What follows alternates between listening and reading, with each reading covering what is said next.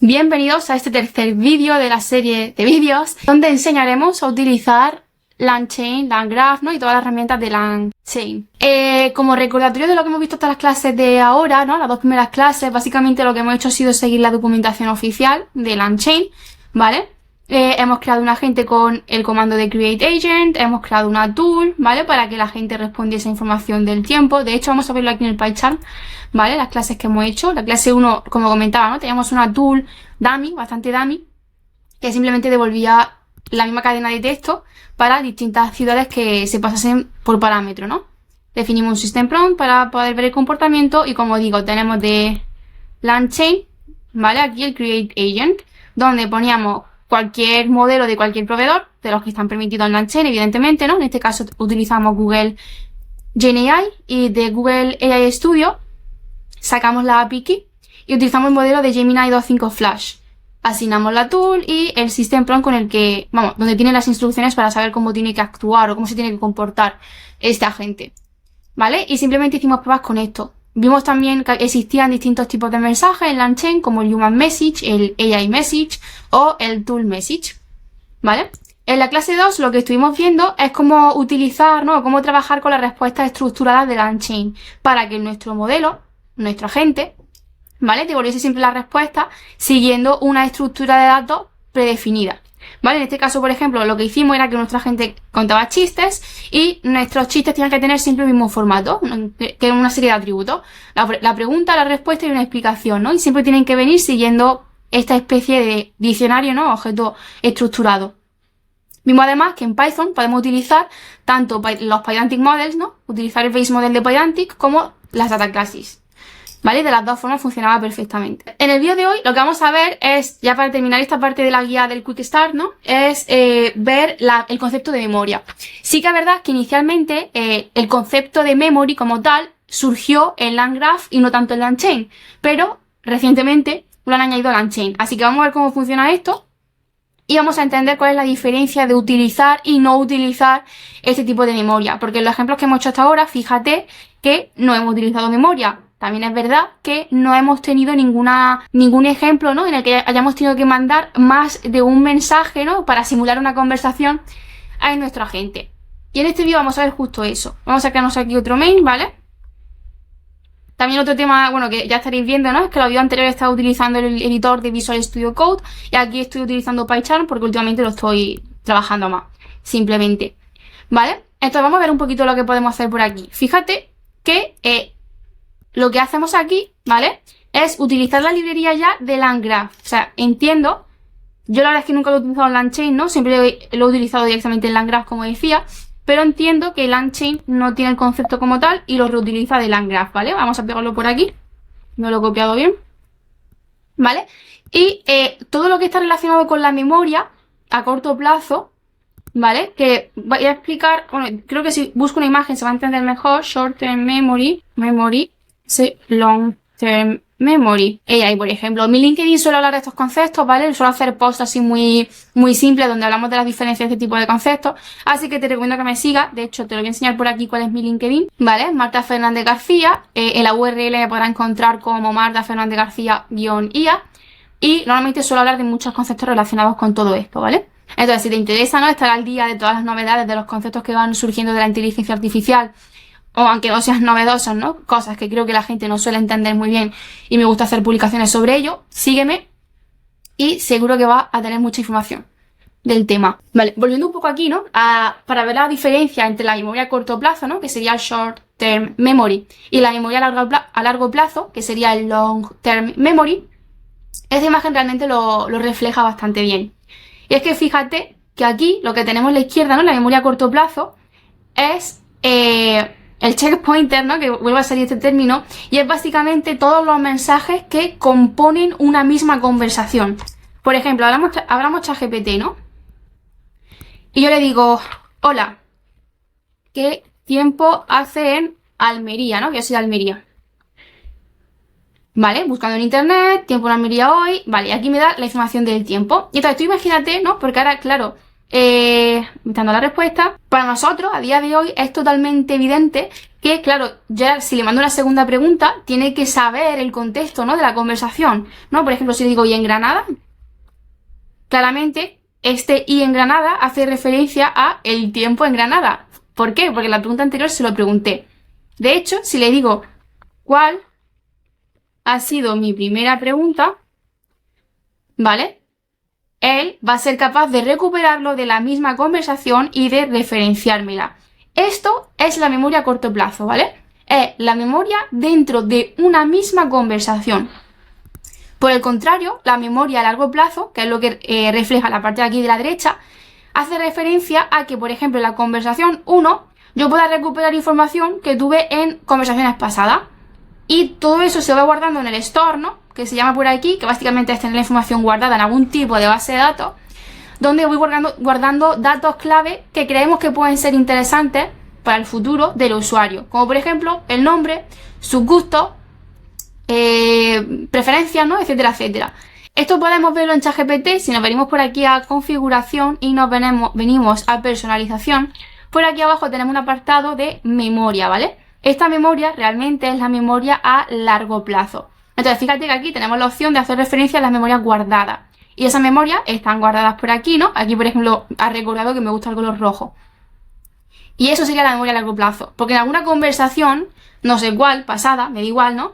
Yo le dije que me gusta el color rojo, guardo ese dato. Y ahora yo, por ejemplo, podríamos tener una conversación aquí donde le preguntase cuál es mi color favorito y lo recuperaría de la memoria teóricamente. Entonces, básicamente, la diferencia, ¿no?, entre memoria a corto plazo y memoria a largo plazo es esta.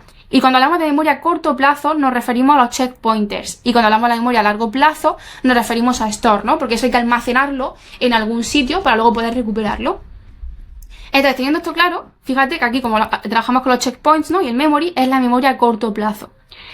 También fíjate un tema importante, ¿no?, que ya nos avisa aquí LangChain aquí abajo, y es que este in-memory saver, como su nombre indica, lo que hace es guardar la información en la memoria.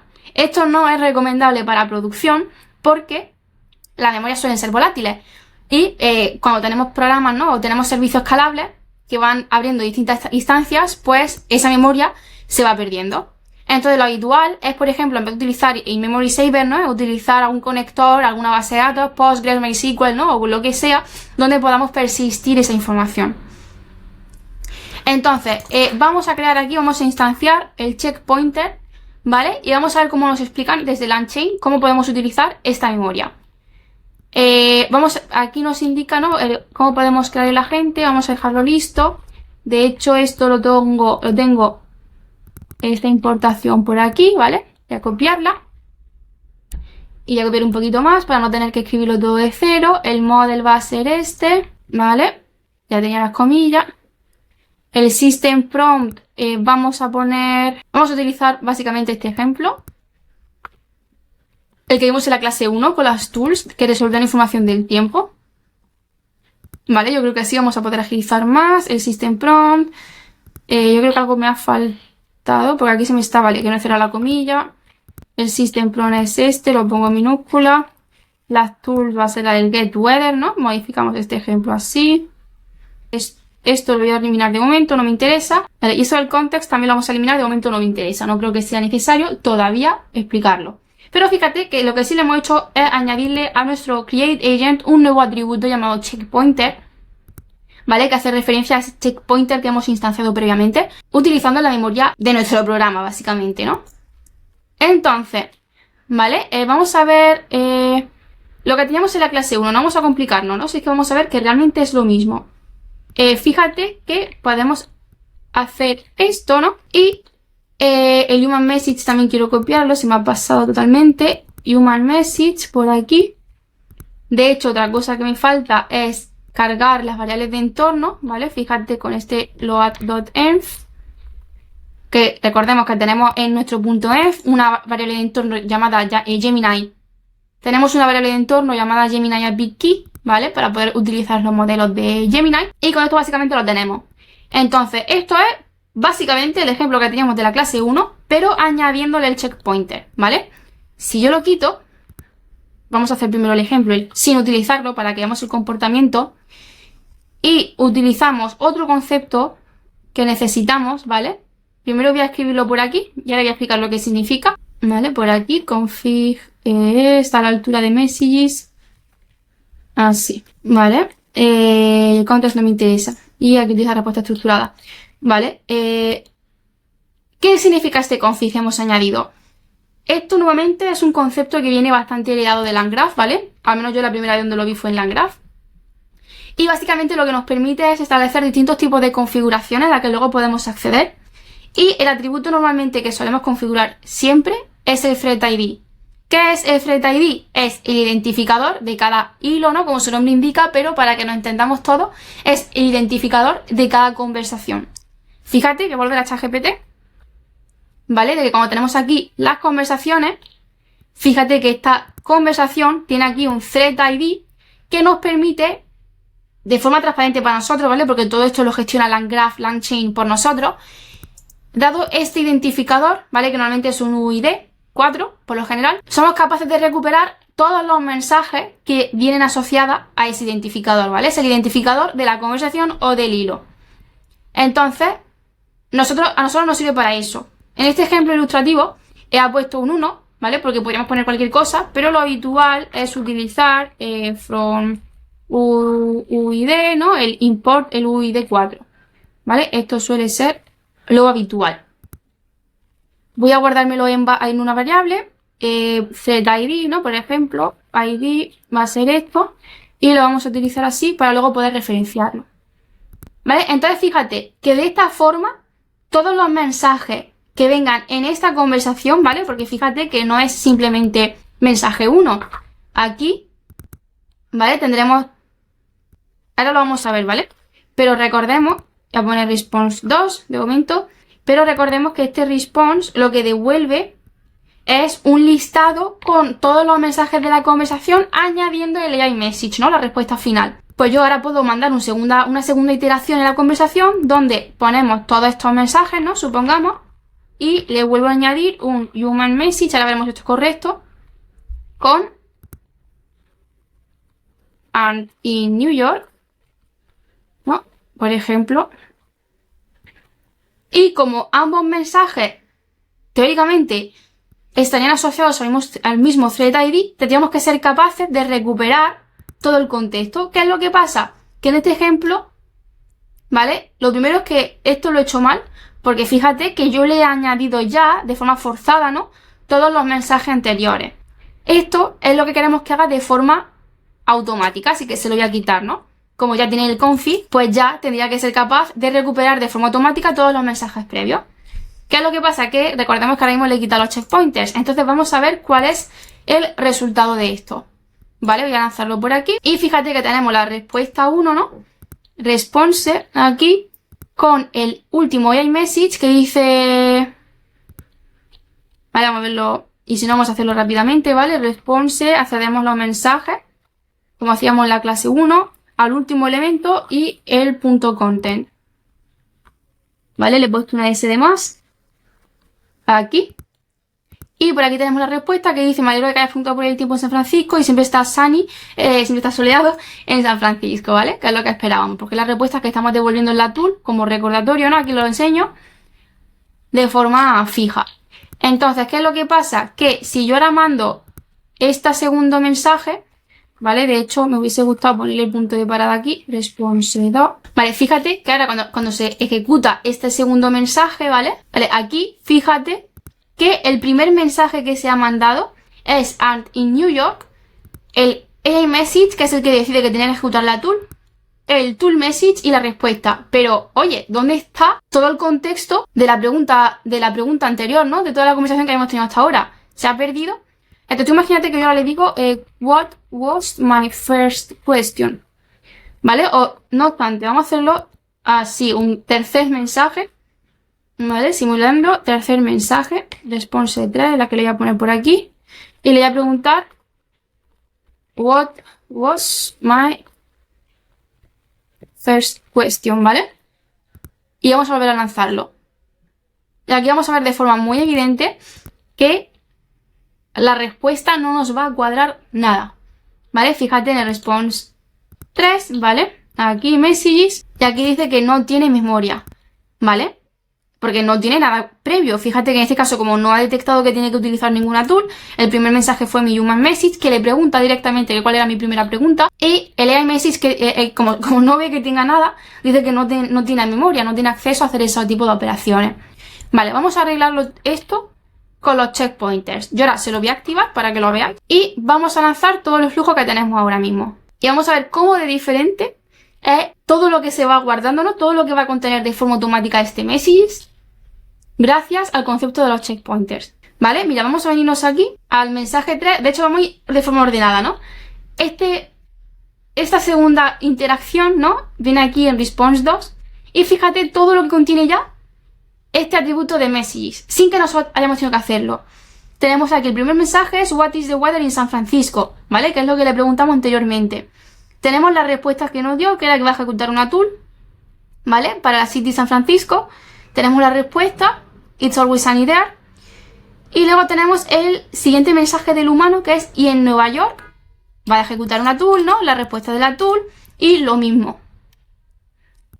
En la interacción 3, ¿no? De aquí abajo, fíjate que cada vez tenemos más mensajes porque son los que se van acumulando de la conversación. Y fíjate que aquí sabe responder, ¿no? Nosotros le preguntamos, What was my first question? Y la respuesta es, Your first question was, What is the weather in San Francisco? En SF. ¿Vale? Y de esta forma, sin que nosotros tengamos que gestionarlo, tiene todo el contexto de todas las conversaciones que vamos teniendo, identificándolo únicamente con el thread ID que le hemos mandado. Fíjate que nosotros no hemos tenido que hacer nada más. Todo lo ha gestionado LangChain de forma transparente para nosotros. ¿Cómo podríamos haber hecho esto, no? ¿O cómo se hacía esto antes en LangChain, antes del concepto de los checkpointers? Pues todo esto lo voy a comentar, ¿vale? Lo voy a comentar así. Y esto de los checkpointers también lo voy a comentar. Y por aquí estas partes también las voy a comentar del config, ¿vale? Pues la forma como lo hacíamos antes, ¿no? Que es lo que se me ha ido de forma automática antes al hacer el ejemplo de cómo lo hubiésemos hecho, sería algo muy parecido a esto, ¿vale? Y aquí abajo, voy a copiarme esto, hubiésemos puesto el response 2. La forma equivalente, ¿no? Como digo, hacerlo sería esto. Te animo a que lo ejecutes y hagas la prueba, ¿vale? No es la forma recomendable de hacerlo, no te recomiendo que lo hagas así en tus aplicaciones, sino que utilicemos directamente el concepto de los checkpointers que ya nos ofrece LangChain, ¿vale? Y que, como digo, si volcásemos todo esto en vez de en un in-memory save, ¿no? En una Postgres, por ejemplo, sería mucho más cómodo y mucho más productivo, escalable, etcétera, etcétera. Entonces esto sería approx, ¿vale? La forma equivalente de hacerlo, pero utiliza siempre el concepto de los checkpointers.